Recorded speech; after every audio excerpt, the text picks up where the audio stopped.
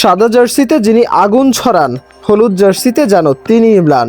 Real মাদ্রিদের Vinicius junior ব্রাজিলের হয়ে আবারও নিজেকে প্রমাণ করতে ব্যর্থ। ফ্রান্সের বিপক্ষে ফিফা ফ্রেন্ডলি ম্যাচে 90 মিনিট খেলেও কোনো গোল বা অ্যাসিস্ট পাননি ভিনি।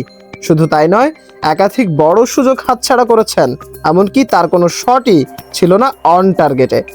শেষ পর্যন্ত 2-1 গোলে হেরেছে ব্রাজিল। ম্যাচ জুড়ে আক্রমণে সক্রিয় থাকলেও কার্যকর হতে পারেননি ভিনিসিয়াস। ফলে প্রশ্ন উঠছে, ব্রাজিলের আক্রমণ ফাঁকি একা টানতে পারবেন ভিনি? সতীর্থ রাফিনিয়ার সহযোগিতা, দলের সামগ্রিক সমন্বয় সবকিছু মিলিয়েই এখন তৈরি হচ্ছে নতুন প্রশ্ন। বিশেষ করে 26 বিশ্বকাপকে সামনে রেখে এই অনিশ্চয়তা আরও স্পষ্ট হয়ে উঠছে। কারণ নেইমারের স্কোয়াডে থাকা নিয়ে রয়েছে বড় সংশয়। অন্যদিকে ইনজুরির কারণে রদ্রিগোকেও পাওয়া যাবে না দলে। ফলে আক্রমণের সবচেয়ে বড় দায়িত্বটা এসে পড়েছে ভিনিসিয়াসের কাঁধেই। তবে ম্যাচের আগেই শুরু হয়েছিল ভিনিকে নিয়ে সমালোচনা। সংবাদ সম্মেলনে তিনি বলেছিলেন, 26 বিশ্বকাপে ব্রাজিল ফেভারিট নয়।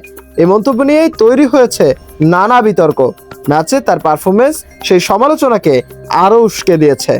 ভক্তদের একাংশ এখন আবারও খুঁজছে নেইমারকে একজন নেতা, একজন পার্থক্য গড়ে দেওয়া খেলোয়াড় হিসেবে।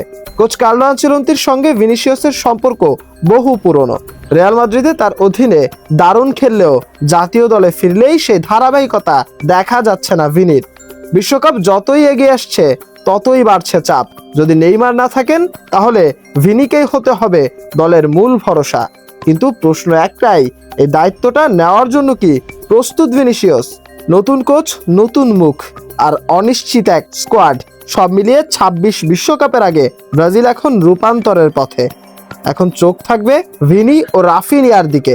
তাদের হাত ধরেই কি ফিরবে ব্রাজিলের হারানো গৌরব? মাশরাফি, নিশানা স্পোর্টস।